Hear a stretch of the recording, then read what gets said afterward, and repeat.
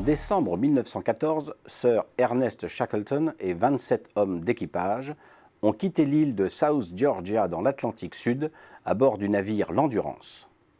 Ils avaient pour objectif d'être les premiers à traverser le continent antarctique.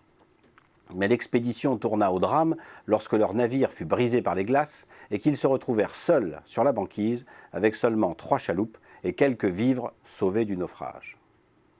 Pendant plus d'1 an et demi, ils ont lutté contre le vent, le sel et le froid glacial sans que le groupe ne se désagrège.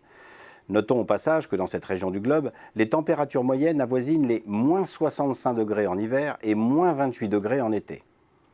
C'est dans ces conditions extrêmes qu'ils réussirent l'exploit de survivre grâce notamment à la perspicacité et à l'optimisme courageux d'Ernest Shackleton, dont le leadership est devenu légendaire et continue d'inspirer de nos jours de nombreux leaders sportifs, aventuriers, chercheurs, mais également dirigeants et managers d'entreprises. Ce qu'il y a de remarquable dans cette aventure, c'est surtout l'intelligence humaniste avec laquelle Shackleton négocie chacune des nombreuses épreuves physiques et psychologiques auxquelles le collectif est confronté, avec toujours comme objectif ultime celui de sauver chacune des vies de son équipage.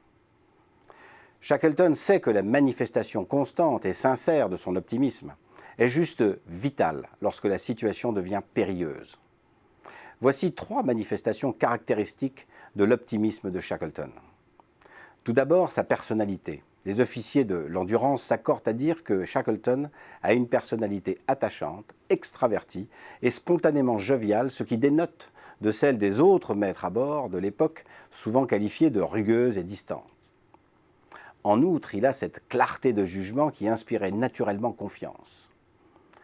Ensuite, il a un incroyable sens du collectif. Malgré le naufrage, dont il assume pleinement la responsabilité, Shackleton gagne la loyauté de ses hommes en refusant l'adage selon lequel la survie doit aller au plus fort, et au lieu de cela, il s'ingénie à protéger prioritairement les plus faibles.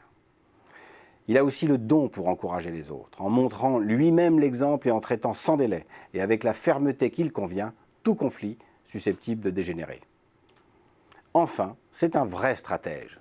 Certes, le but initial de l'expédition fut un échec, mais jamais l'équipage n'aurait survécu sans une succession impressionnante de décisions judicieuses qui font écho au fameux précepte d'Hannibal Barca « Trouve ton chemin ou fabrique-le ».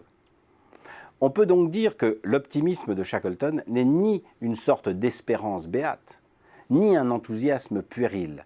C'est tout l'inverse du découragement propre aux atrabilaires et autres irascibles accablés par les déconvenus de l'existence. En fait, l'optimisme de Shackleton est un acte de leadership, considéré comme un devoir moral auquel doit s'astreindre tout responsable d'un collectif en cherchant, quelles que soient les circonstances, les meilleures opportunités pour le bien commun.